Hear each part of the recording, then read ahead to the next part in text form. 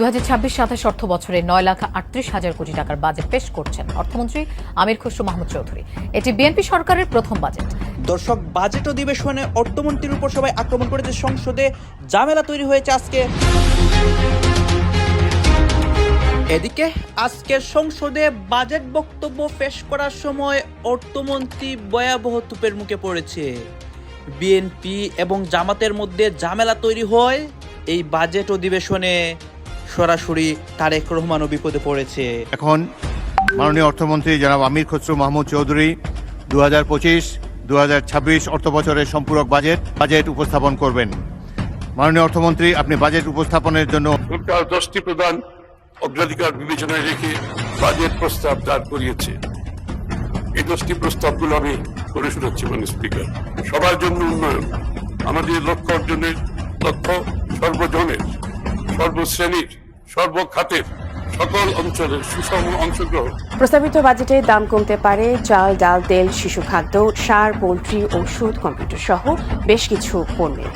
কমার তালিকায় রয়েছে জীবন রক্ষাকারী ওষুধ, হার্টের রিং ও কিডনি ডায়ালাইসিস ফিল্টার। বাড়বে তামাক, নির্মাণ সামগ্রী, বিলাসী পণ্যের। এছাড়াও দাম বাড়বে সিগারেট ও তামাকজাত পণ্যের। আমরা সরকারি কর্মচারীদের জন্য নতুন বেতন কাঠামো আগামী 1 জুলাই 2026 হতে।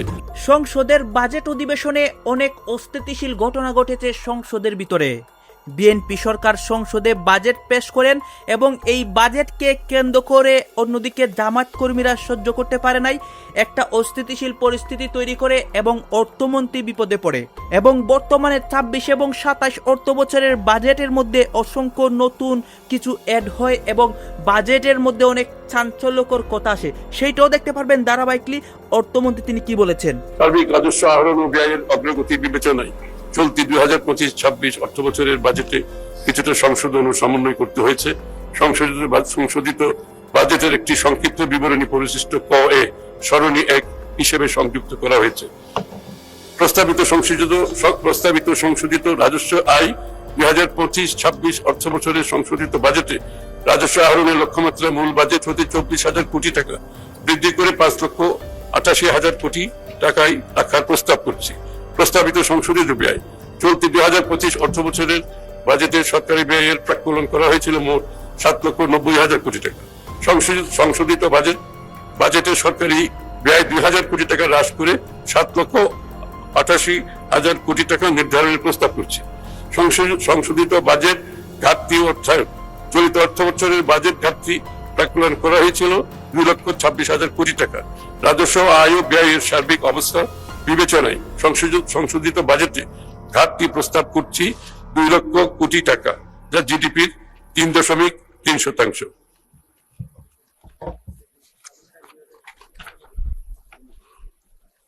স্পিকার, 2026-27 অর্থ বছরের প্রস্তাবিত বাজেট আমি তুলে ধরছি। মাননীয় স্পিকার, এই পর্যায়ে আমি আগামী 26-27 অর্থ বছরের বাজেট কাঠামোর উপর আলোকপাত করছি। আগামী অর্থ বছরের জন্য প্রস্তাবিত আয় ও ব্যয়ের একটি চিত্র পরিশিষ্ট ক এর সারণী 2তে বিস্তারিতভাবে উপস্থাপন করেছি। প্রস্তাবিত রাজস্ব আয় আগামী 2026-27 অর্থ বছরে মোট 6,95,000 কোটি টাকা রাজস্ব আয় প্রাক্কলন করা হয়েছে, যা জিডিপির 10.2%। এর মধ্যে জাতীয় রাজস্ব বোর্ডের মাধ্যমে 6,04,000 কোটি টাকা এবং অন্যান্য উৎস হতে 91,000 কোটি টাকা সংগ্রহ করার প্রস্তাব করছি। প্রস্তাবিত ব্যয় আগামী 2026-27 অর্থ বছরে মোট 9,38,000 কোটি টাকা ব্যয় প্রাক্কলন করা হয়েছে, যা জিডিপির 13.7% এবং বিগত অর্থ বছরের বাজেটের তুলনায় 1,48,000 কোটি টাকা বেশি। বার্ষিক উন্নয়ন কর্মসূচিতে মোট 3 লক্ষ কোটি টাকা সহ মোট উন্নয়ন ব্যয় 3,16,075 কোটি টাকা এবং পরিচালন সহ অন্যান্য খাতে 6,21,925 টাকা বরাদ্দের প্রস্তাব করছি। 925 কোটি টাকা বরাদ্দের প্রস্তাব করছি। আমরা ক্রমান্বয়ে বাজেটে উন্নয়ন ব্যয়ের অংশ বৃদ্ধির পরিকল্পনা গ্রহণ করছি। সে লক্ষ্যে 2026-27 অর্থ বছরে মোট উন্নয়ন ব্যয় চলতি অর্থ বছরের বরাদ্দ সংশোধিত 27.27% থেকে বেড়ে 33.70% উন্নীত করার এবং পরিচালন ব্যয় অর্থ বছরের 72.73% থেকে কমিয়ে আগামী অর্থ বছরে 66.30% নামিয়ে আনার প্রস্তাব করছি। এখানে আপনি লক্ষ্য করবেন, এখানে আমরা পরিচালন ব্যয় কমিয়ে আনছি এবং উন্নয়ন ব্যয় বাড়াচ্ছি। এই ধারাটা আমরা অব্যাহত রাখতে চাই। প্রস্তাবিত বাজেটে সামাজিক অবকাঠামো খাতে মোট 2,79,001 কোটি টাকা বরাদ্দের প্রস্তাব করা হয়েছে, যা মোট বরাদ্দের 29.74%। ভৌত অবকাঠামো খাতে বরাদ্দ দেওয়া হয়েছে 1,74,988 কোটি টাকা, যা মোট বরাদ্দের 18.66%। সাধারণ সেবা খাতে প্রস্তাব হয়েছে 2,45,117 কোটি টাকা, যা মোট বরাদ্দের 26.13%।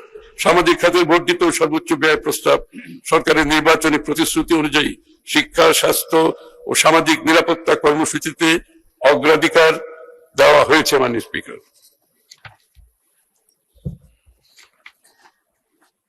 চলতি 2025-26 অর্থ বছরে যা ছিল 1,18,000 কোটি টাকা, অর্থাৎ আমরা ব্যাংকিং ব্যবস্থা হতে ঋণ গ্রহণের পরিমাণ আগামী অর্থ বছরে 6,000 কোটি টাকা হ্রাস করার প্রস্তাব করছি। আমরা ক্রমান্বয়ে মাননীয় স্পিকার ব্যাংকিং খাত থেকে ঋণ নেওয়া কমানো শুরু করেছি। আশা করি এটা এই ধারা অব্যাহত থাকবে। এই টাকা প্রাইভেট সেক্টর বিনিয়োগ করতে পারবে। এই জন্য আমরা এই অর্থনৈতিক কর্মকাণ্ডটা খুব সিরিয়াসলি আমরা ধারণ করেছি। ফ্যাসিবাদী সরকারের সময়ে ব্যাপক হারে ঋণ গ্রহণের ফলে দেশের ঋণ ও সুদ পরিশোধ বাবদ ব্যয় অত্যধিক পরিমাণে বৃদ্ধি পেয়েছে, তাই বাজেট ঘাটতিও বেড়েছে। 2005-06 অর্থ বছরে বাজেট ঘাটতি ছিল জিডিপির 2.9%। পক্ষান্তরে 2023-24 অর্থ বছরে বাজেট ঘাটতি বেড়ে জিডিপির 4.5% দাঁড়িয়েছে। এই অবস্থা হতে উত্তরণে আমরা ঋণ ব্যবস্থাপনা সংস্কার, উচ্চ রিটার্ন সমৃদ্ধ খাতে সরকারি বিনিয়োগ, প্রকল্প বাস্তবায়ন কাঠামো আধুনিকায়ন এবং এর মাধ্যমে বিনিয়োগের গুণগত মান নিশ্চিত হবে। বাজেট 2026-27-এ স্বস্তির বার্তা নিয়ে আসতে যাচ্ছে নিত্য প্রয়োজনীয় পণ্য, জ্বালানি, ইলেকট্রনিক্স সহ বেশ কিছু পণ্য। অন্যদিকে দামের পারদ চড়তে পারে কাজু বাদাম, পাঙ্গাস মাছের ফিলেট, রড ও তামাকজাত পণ্যের। বিকেলে জাতীয় সংসদে 2026-27 অর্থ বছরের বাজেট পেশ করবেন অর্থমন্ত্রী আমির খসরু মাহমুদ চৌধুরী। বিএনপি সরকারের প্রথম বাজেটে মূল্যস্ফীতি নিয়ন্ত্রণে নেওয়া হয়েছে নানা পদক্ষেপ। চাল, ডাল, মশলা, খেজুর সহ 60 ধরনের নিত্যপণ্যের উপর থেকে শুল্ক কমানোর প্রস্তাব আছে এবারের বাজেটে। প্রস্তাব অনুযায়ী বর্তমানে 5, 2 আর 1% হারে আরোপিত উৎসে কর কমিয়ে 0.5% নির্ধারণ করা হবে। এছাড়া স্থানীয় শিল্প রক্ষায় রয়েছে কর ছাড়। শিল্পের কাঁচামাল আমদানিতে উৎসে কর কমিয়ে 4% করা হচ্ছে। স্থানীয় মোবাইল উৎপাদনে 22 কাঁচামাল আমদানিতে উৎসে কর কমিয়ে 1% করতে চায় সরকার। টিভি, ফ্রিজ, কম্পিউটার উৎপাদনেও থাকছে কর অব্যাহতি। এছাড়া রিসাইক্লিং পণ্য, ইলেকট্রিক বাস, ট্রাকের দামও রয়েছে কমের তালিকায়। এদিকে কর হার বাড়ানোর কারণে দাম বাড়তে পারে সিগারেট, মদ, উচ্চ মূল্যের হিমায়িত মাছ আর নির্মাণ শিল্পের অন্যতম উৎপাদন। গঠনের 1 মাসেরও কম সময়ের মধ্যে মাননীয় প্রধানমন্ত্রী উদ্বোধন করেছেন। এর মাধ্যমে পরিবারের প্রধান নারী ব্যক্তি মাসে 2,500 টাকা করে ভাতা পাবেন। 2020 সালের মধ্যে পর্যায়ক্রমে ফ্যামিলি কার্ড কার্যক্রম দেশব্যাপী বিস্তৃত করা হবে। ইতিমধ্যে পাইলট কার্যক্রম শুরু হয়েছে। 2030 সাল 2030 সালের মধ্যে পর্যায়ক্রমে ফ্যামিলি কার্ড কার্যক্রম দেশব্যাপী বিস্তৃত করা হবে। ইতিমধ্যে পাইলট কার্যক্রম শুরু হয়েছে। আগামী অর্থ বছরে 41 লক্ষ নারীকে ফ্যামিলি কার্ড প্রদান করা এবং এর বিপরীতে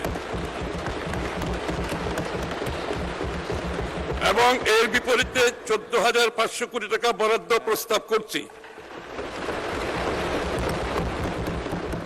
বয়স্ক ভাতা, বিধবা ও স্বামী নিগৃহীতা ভাতা অব্যাহত রাখা হবে। 65 বছরের ঊর্ধ্বে সিনিয়র সিটিজেনদের জন্য ট্রেনে সম্পূর্ণ ফ্রি এবং মেট্রো রেলের ভাড়ার 25% ছাড় দেওয়া হবে।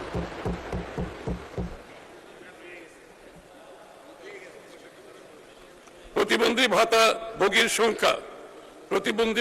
সংখ্যা 48 লক্ষে বাড়ানো হবে এবং মাসিক ভাতা 1,000 টাকা করা হবে। প্রতিবন্ধী শিক্ষার্থী ভাতার সংখ্যা 1 লক্ষে উন্নীত করা হবে।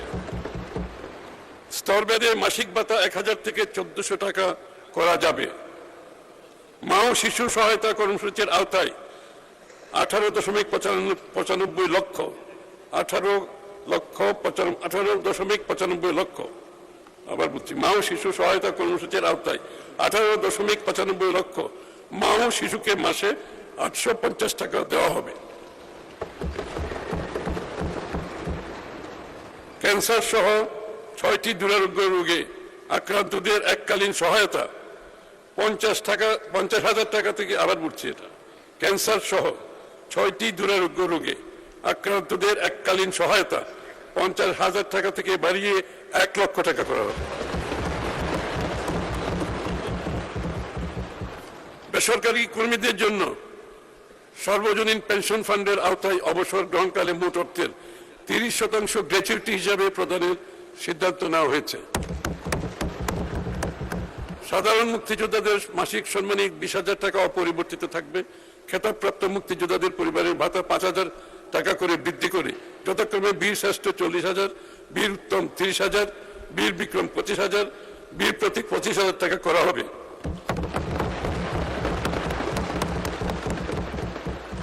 জুলাই গণ অভ্যুত্থানের শহীদ পরিবারদের মাসিক 20,000 টাকা এবং ABC ক্যাটাগরিতে আহতদের যথাক্রমে 20, 15 ও 10,000 টাকা মাসিক ভাতা অব্যাহত থাকবে।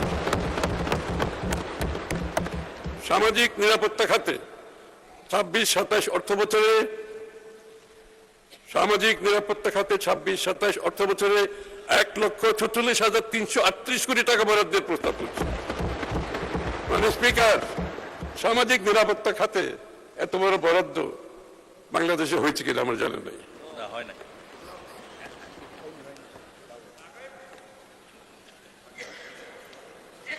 বিদ্যুৎ, মানে স্পিকার, বিগত সরকারের অপরিকল্পিত বিদ্যুৎ ও জ্বালানি নীতি এবং এই খাতে সীমাহীন দুর্নীতি, লুটপাট, অব্যবস্থাপনা ও অনিয়মের কারণে বিদ্যুতের উৎপাদন ব্যয় বৃদ্ধি পেয়েছে।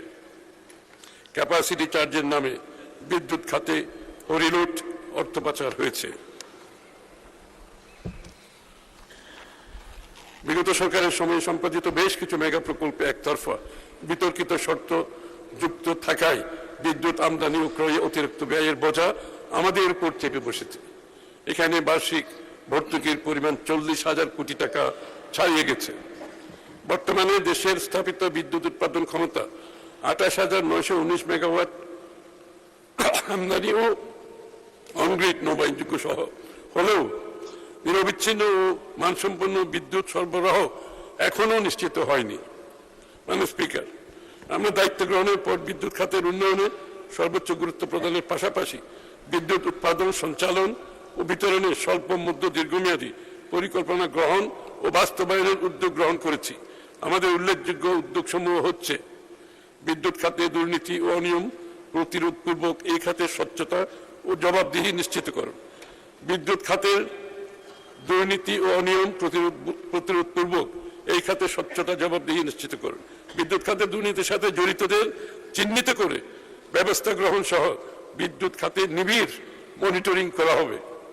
অদক্ষ বিদ্যুৎ কেন্দ্রগুলোকে বন্ধ করা, প্রয়োজনীয় ক্ষেত্রে আধুনিকায়ন এবং লিস্ট কস্ট জেনারেশন পরিকল্পনা বাস্তবায়ন, ক্যাপাসিটি চার্জ ও বিদ্যুৎ ক্রয় চুক্তি পর্যালোচনার মাধ্যমে এই খাতে আর্থিক স্বচ্ছতা নিশ্চিতকরণ হবে।